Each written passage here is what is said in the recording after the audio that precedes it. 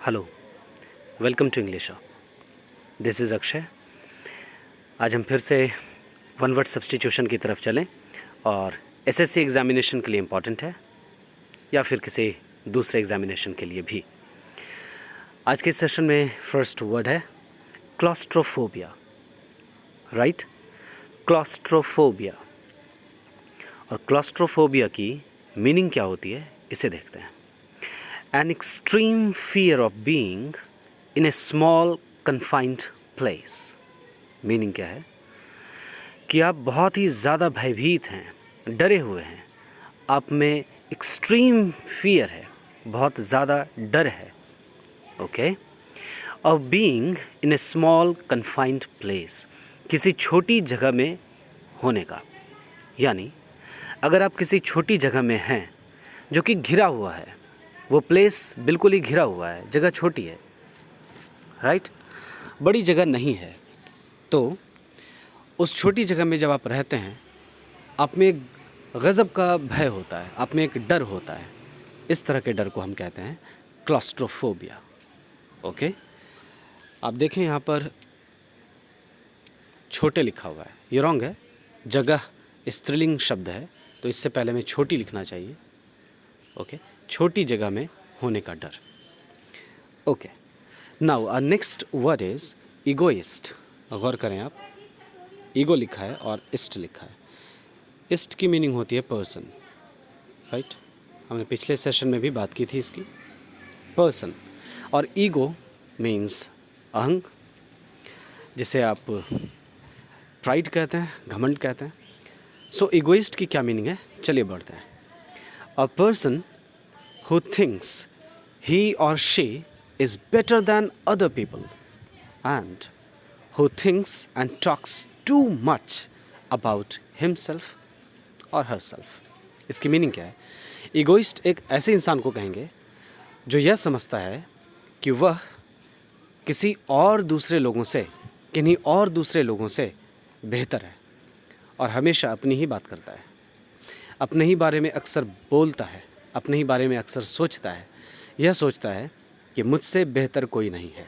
तो उस तरह का इंसान इगोइस्ट कहलाता है। हिंदी में आप इसे अहंगवादी कह सकते हैं, जिसमें बहुत ही ज़्यादा अहंकार हो और अपने से बेहतर किसी भी दूसरे इंसान को ना समझता हो। This person is called egoist. Very nice. Next word, this is allergy. आप ढंग से इसी तरह से पढ़ते रहें हमारे साथ, मैं आपको पक्का विश्वास दिलाता हूँ आप बहुत अच्छी अच्छी चीज़ सीखेंगे। और आपसे बस एक गुजारिश है, अच्छे स्टूडेंट्स तक इन वीडियोस को पहुँचाएँ, लाइक करें ताकि और भी स्टूडेंट्स तक पहुँच सके। सब्सक्राइब भी करें, आपका परिवार है, आप ही देखेंगे इसे। ओके, आइए इस वर्ड की तरफ बढ़ते हैं। Elegy, ELEGY, elegy, a poem और song that expresses sadness। this is important, that expresses sadness। इसे sadness पढ़ेंगे, ध्यान रखिएगा, sadness नहीं पढ़ते, sadness पढ़ते, right, especially for somebody who has died। this is important। Elegy एक प्रकार की कविता होती है या फिर कोई गीत हो सकता है, जिस कविता में या जो गीत ये बताए कि किसी के निधन हो जाने पर उसमें दुख दिखे। यानी एक ऐसी कविता जो किसी के मरणोपरांत लिखा जाए और उसमें दुख दिखे। कोई ऐसा गीत जो दुख दिखाए, जो सैडनेस दिखाए। क्यों सैडनेस दिखाए? क्योंकि कोई इंसान गुज़र गया है। यानी किसी इंसान के गुज़र जाने के बाद अगर उस दुख में कोई कविता लिखी जाती है या कोई गीत लिखा जाता है तो उसी कविता या उसी गीत को हम इंग्लिश में एलिजी कहते हैं। So it is a kind of sad poem और अ सैड सॉन्ग कह सकते हैं आप। हिंदी में आप इसे कहते हैं शोक गीत, right. The next word is epilogue. अपनी किताब अगर कोई पढ़ी होंगे आप, किसी अच्छी बुक में देखेंगे उसके सबसे आखिर में एपिलॉग लिखा होता है। तो एपिलॉग है क्या, आप इसको समझ लेते हैं। A speech at the end of a play, ये इंपॉर्टेंट चीज़ है।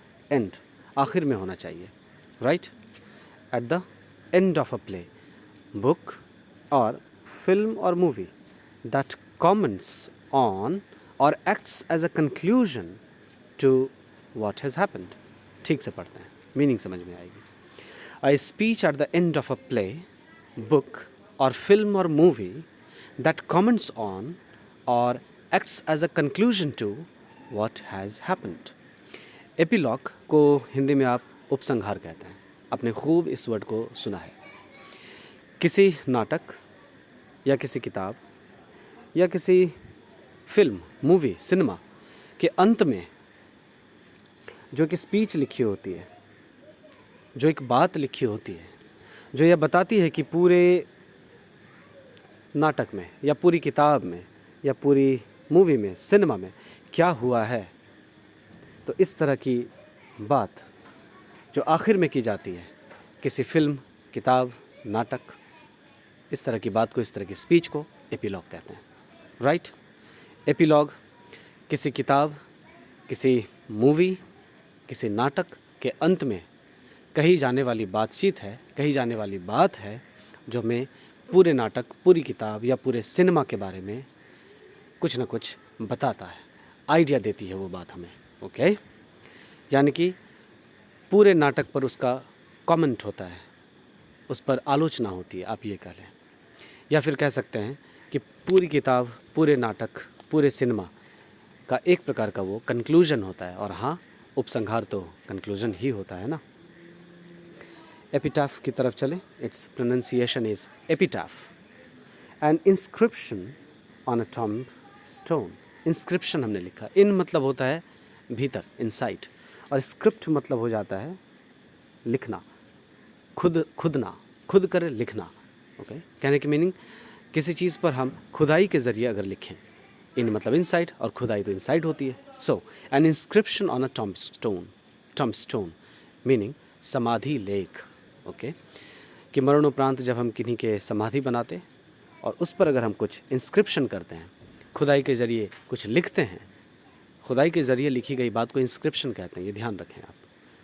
तो मरणोपरांत जब समाधि पर कुछ लिखी जाती है बात, तो उस लिखी हुई बात को हम एपिटाफ कहते हैं. Okay. Thank you so much.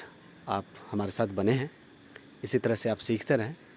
मेरा प्रयास है हम अच्छी चीज़ आपके लिए लेकर आएँ. धन्यवाद. सब्सक्राइब करें, शेयर करें एंड प्लीज़ लाइक करें. सब्सक्राइब करना इसलिए ना भूलें ताकि अच्छी चीज़ आपको सबसे पहले मिले. शुक्रिया.